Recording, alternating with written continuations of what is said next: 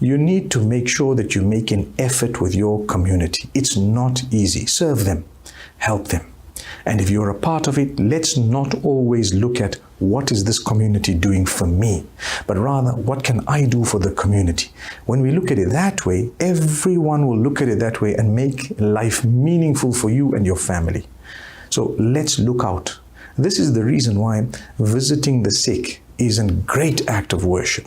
Remember, visiting the sick, it doesn't necessarily mean you need to physically go there anymore, because nowadays we have technology that would allow us to visit the sick via a phone call, perhaps via a video call, perhaps via a message.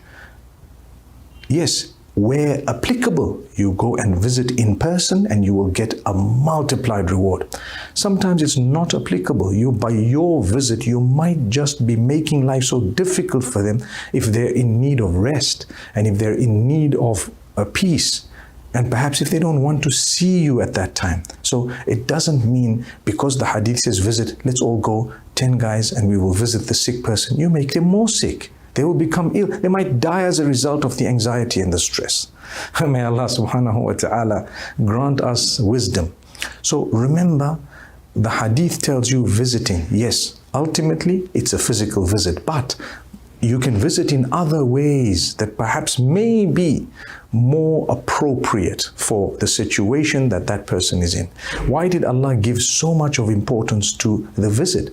It's community development. You want these people to know you're not alone. We're all with you. We're praying for you. We care for you. And if there is anything you need, guess what? We're going to try our best to reach out to you and to help you with it.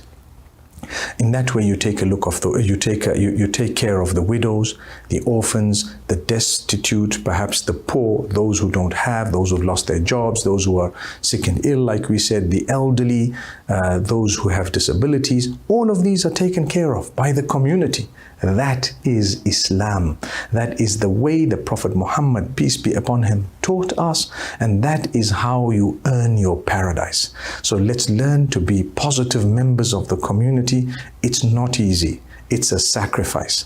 And at times, we need to work very hard to develop people and ourselves in order to enjoy a beautiful community where we care for each other, but at the same time, we know the limits and the line.